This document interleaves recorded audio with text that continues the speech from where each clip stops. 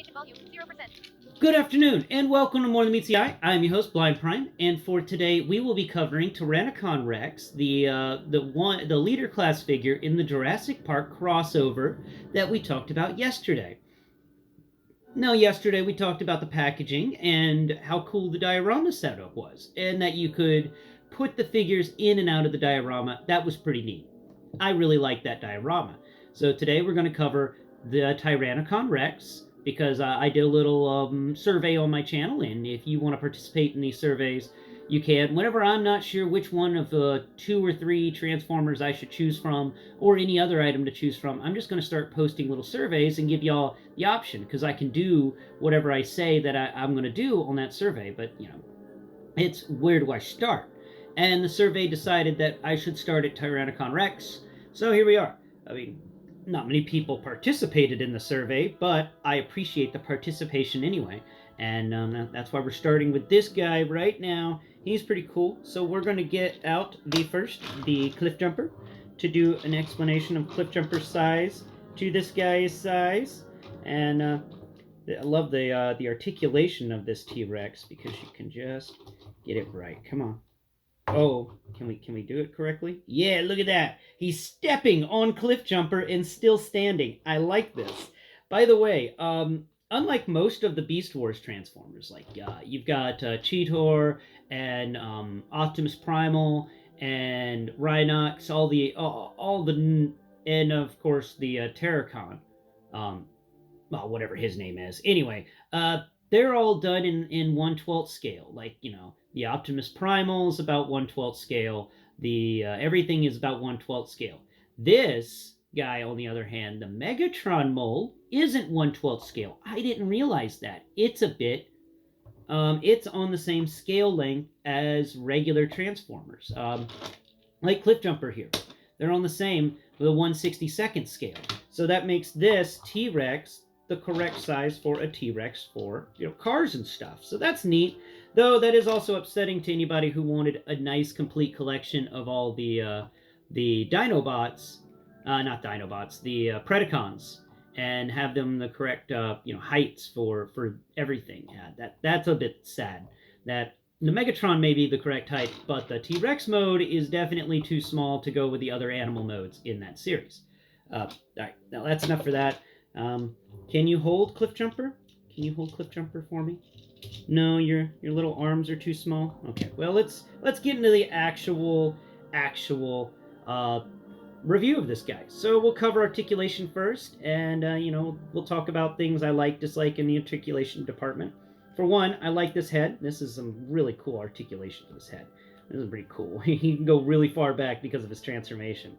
But it's a nice head sculpt. I think it is. It's worth it. It's cool, and we got that nice articulation there with the head, and then we've got this really cool articulation with the mouth that opens and shuts. Inside there is a siege peg or a siege port, so you can put something in there. But the way it's designed, you can put all sorts of things in there.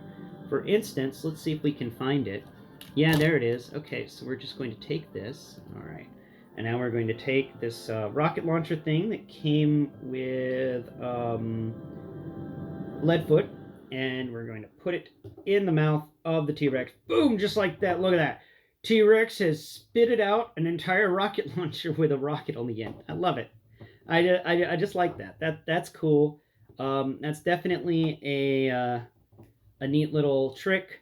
I guess that's because the head becomes a hand in robot mode, and you got that siege port in there for it. So let's go on to talk further about articulation. We've got these little T-Rex arms. They can move up and down and move all around.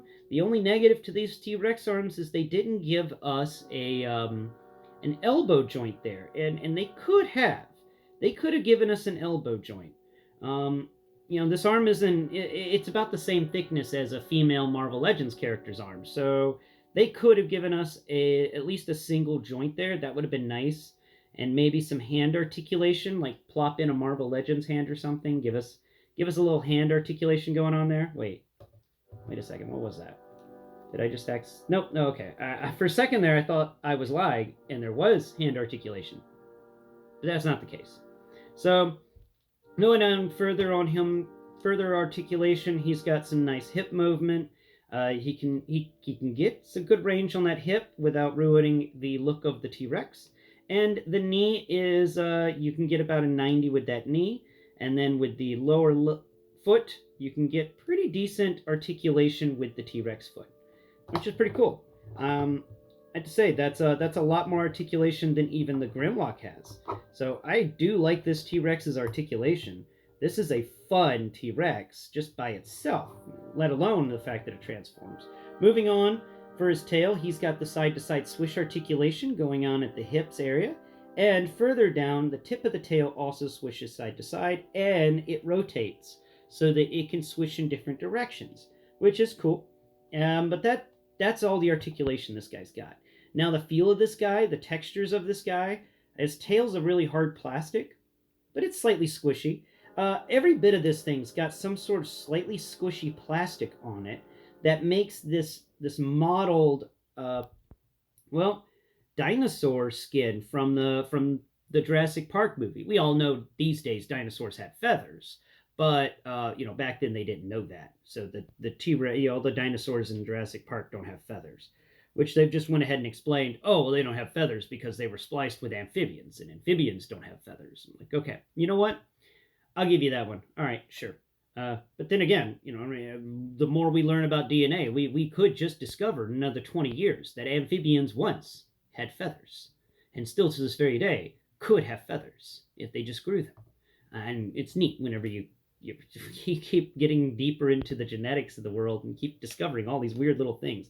So anyway, this modeled skin texture goes everywhere on this figure. It is almost every single square centimeter of this guy is modeled with that type of texture.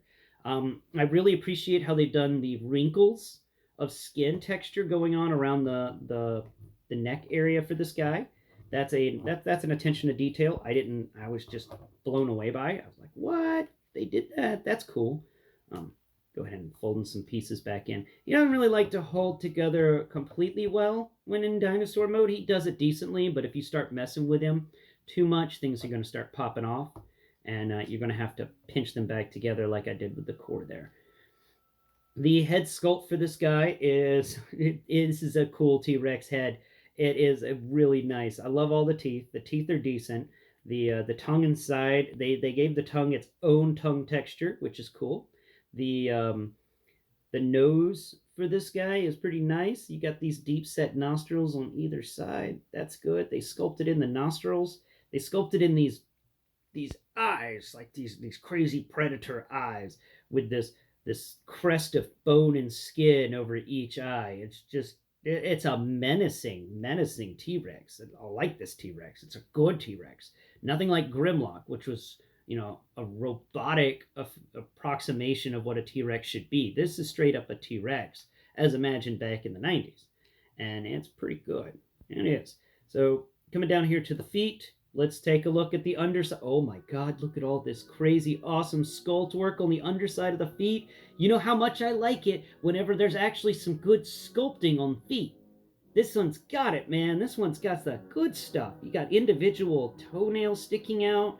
You've got this modeled skin texture on the underside, slightly flattened, but it feels rougher than any other of the modeled skin, as if it's calloused from him walking on it all his life.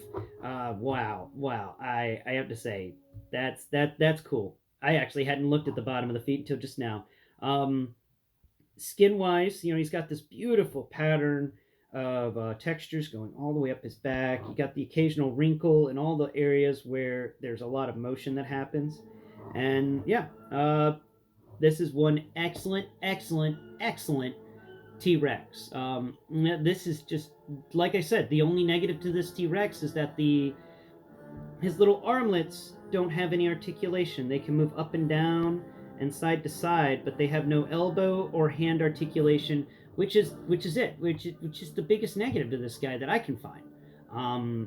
I like it. I like every square inch of it. I think it's one excellent addition to anyone's collection. It is, one, a decent alt mode, and two, a really detailed alt mode. And, we can get one or the other, but it's rare we get both. We can have a really detailed alt mode, but the alt mode's crap. I just look at the Bumblebee movie Seekers from Studio Series for that one. The alt mode is really detailed and awesome, but it's crap because you can't put it on a flight stand. It's an alt mode that you can't put on a flight stand when it's a vehicle. What in the world are you smoking sometimes, Hasbro engineers? Just what in the world's going on there? Anyway, thanks for watching. Please tune in next Prime. We'll do a Blindformers episode on this guy and teach you how to transform it. I'm letting you know right now, the Megatron mold transformation for Tyranicon-Rex here is an excellent, excellent, excellent transformation. I have to say, no wonder this particular character kept flying off the shelves last year, because just it was a good figure. It's a good transformation. It's fun, and I can't wait to talk to you guys about it. And of course, on Friday, when or actually on Saturday when we're all done with this, I've got a Blindformers episode to give you. I've already recorded it. It's just sitting in my queue waiting to be uploaded on Saturday. And it's a blind builds episode for Bone Breakers. So please tune in on Saturday for Bone Breaker, and tune in the rest of the week for a continuation of the ongoing series on Tyranicon-Rex from the Transformers Jurassic Park crossover. Thanks for watching. Tune in next Prime.